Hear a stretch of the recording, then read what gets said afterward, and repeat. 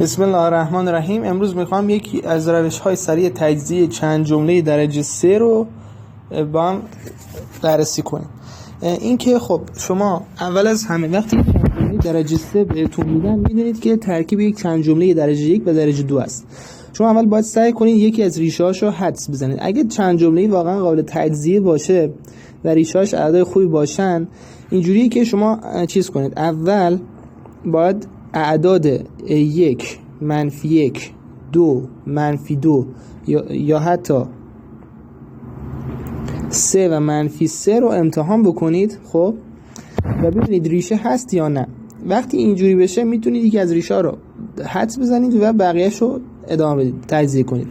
خب ببین من مثلا 1 رو امتحان میکنم، میذارم جای x ببینم 0 میشه یا نه، ببینم ریشش هست یا نه. میذارم جای x میشه 1 منهای 2 منهای 5 به اضافه 6 میشه 6 با 1 7 2 5 هم چی؟ منفی 7 میشه 0. پس آقا یک ریشه است. وقتی یک ریشه باشه پس اینی چی؟ یعنی عامل، یکی از عامل های این چند جمله x منهای 1.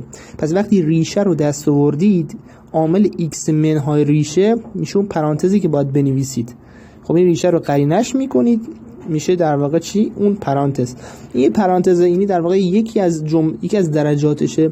حالا ما اینو نوشتیم گفتیم یه چند جمله درجه 3 حاصل ضرب یه چند جمله درجه 1 در چند جمله درجه 2. حالا اون درجه 2 رو من میخوام بنویسم. ببین با روش هورنر هم الان میشه بریم خب، ولی حالا میخوام سریعتر عمل کنیم. چیکار میکنیم؟ میگیم که آقا من میدونم که اینجا ما اینجا یه چند جمله درجه 2 داریم دیگه. میدونیم که یه چیزی x2 یه چیزی x یه چیزی هم عدد ثابت داره. خب من میدونم که این x اگر تو این ضرب شه خب یعنی همیشه این اولی رو در اولی ضرب میکنید میشه x. خب x اینجا ضریبش چنده؟ ضریبش 1. پس ضریب x2 باید 1 باشه دیگه. پس همیشه اولی رو در اولی ضرب میکنید با x مقایسه میکنید و ضریب x2 دست میاد. خب این از این. حالا میریم سراغ چی؟ سراغ عدد ثابت. میگیم چی؟ عدد ثابت چجوری دست میاد؟ این عدد ثابت اینجا چنده؟ مثبت 6. خب حالا اگه دقت بکنید ما اینجا منفی 1 داریم. آخرین عددی هم که تو این چند جمله درجه 2 است میدونیم همیشه عدد ثابته. پس منفی 1 در 1 عددی ضرب میشه مثبت 6. چی؟ اون منفی 6 باید باشه، چون منفی 1 ضرب در منفی 6 میشه چی؟ میشه مثبت 6. بنابراین میشه منفی 6. اینم از عدد ثابت این درجه 2 که داشتیم. خب و میمونه این چیز وسط در واقع ضریب x. خب ضریب x رو به دو روش میشه تعیین کرد، یا ضریب x2 یا ضریب x. خب حالا ببینید من با هر دو روش میرم. میگم آقا حالا ساده‌ترین کار اینه که این کارو کنید. بگید مثلا من نمیدونم ضریب x چند بوده، ضریب x رو فرض کنم یه a بوده. خب حالا اگر x2 رو بنویسیم از دو طرف، بگیم آقا x2 اینجا ضریبش چنده؟ اینجا x2 ضریبش منفی 2. منفی 2 باید مساوی با چی باشه؟ ضریب x2 که توسط این ضرب پرانتزها ساخته میشه. خب سریع ضرب میکنیم. میگیم چه جملاتی درجه 2 میسازن. یکیش x ضرب در این ax هست که میشه ax2. خب میشه ax2.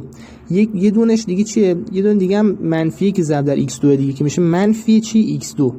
فقط همین دو تا درجه 2 میسازن دیگه. این معادله که دست اومد الان اینم باید منفی 2x2 باشه دیگه. باید منفی 2x2 باشه. خب الان اگه x2 رو از دو طرف ساده کنیم توی معادله یه منفی 2 دست میاد a منهای 1 و a میشه چقدر؟ میشه منفی 1. پس ضریب در واقع x منفی 1 بوده. خب حالا یه جور دیگه، پس الان ضریب x شد منفی 1. حالا یه جور دیگه میتونید x رو از دو طرف مساوی قرار بدید. یعنی بگید آقا ضریبای x چند؟ اینجا ضریب x توی چند جمله اول منفی 5. خب پس میگید منفی 5x مساوی است با چی؟ بعد میایم ضرب میکنیم اینجا ببینیم چه جملاتی هستند که از ضربشون x میسازه. خب چیا x میسازن؟ یکیش اینه که x رو توی این منفی 6 ضرب بکنیم میشه منفی 6x. خب مساوی است با منفی 6x. خب یه دونه. اون یکیش چیه؟ پس یکی x شد تو منفی 6 که شد منفی 6x. اون یکیش منفی 1 داخل این ax که میشه منفی ax. خب پس الان x ها رو اگه ساده کنیم میگیم منفی 5 مساوی است با چی؟ منفی 6 منهای a رو میاریم این ور. خب 5 رو میبریم اون ور میشه منفی 1. پس آوازا منفی 1 دست میاد. خب پس از دو راه میشه ضریب x رو دست آورد. اینم از این. پس a شد چقدر؟ -1. پس الان این چند جمله درجه 3 شد یه x منهای 1 ضرب در چی؟ x2 منهای x منهای 6. خب حالا میشه اینو باز تجزیه کرد. حالا دیگه اینش خیلی مهمه چون ما فقط می‌خواستیم این تیکه رو انجام بدیم. اینم میتونیم بنویسیم که دو تا پرانتزش کنیم، بنویسیم x منهای 3 مثبت 2. خب این از این. موفق باشید.